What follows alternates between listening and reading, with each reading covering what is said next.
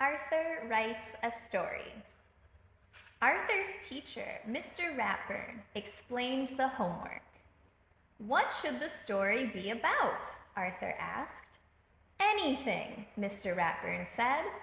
"Write about something that is important to you." Arthur started his story the minute he got home. He knew exactly what he wanted to write about. "How I got my puppy pal. I always wanted a dog, but first I had to prove I was responsible. So I started Arthur's pet business. My mom made me keep all the animals in the basement. It was a lot of work, but it was fun until I thought I lost Perky.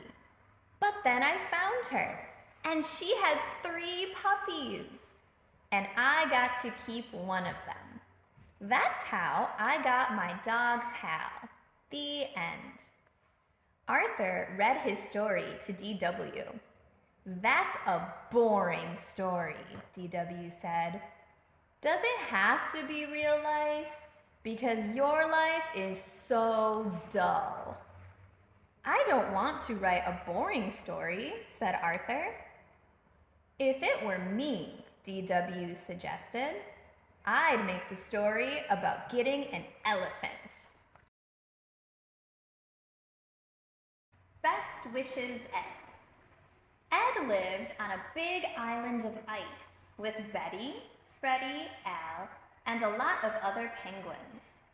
Every day they had fun throwing snowballs and sliding on the ice.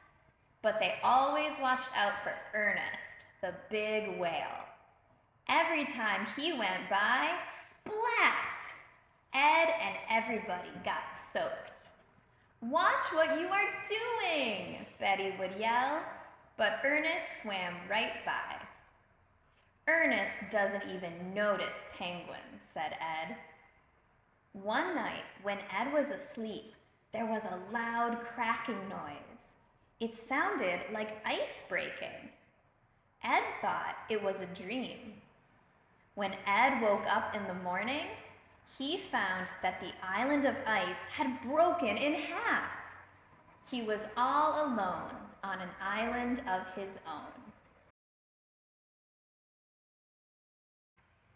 Nine-in-one Grr.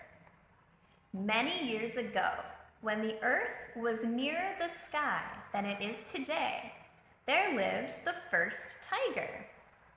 She and her mate had no babies, and so the lonely tiger often thought about the future, wondering how many cubs she would have.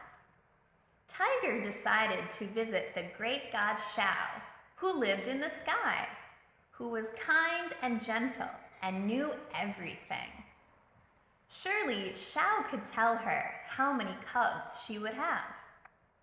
Tiger set out on the road that led to the sky. She climbed through forests of striped bamboo and wild banana trees, past plants curved like rooster tail feathers, and over rocks shaped like sleeping dragons. At last, Tiger came to a stone wall. Beyond the wall was a garden where children played happily under a plum tree. A large house stood nearby, its colorful decorations shining in the sun. This was the land of the great Shao, a peaceful land without sickness or death.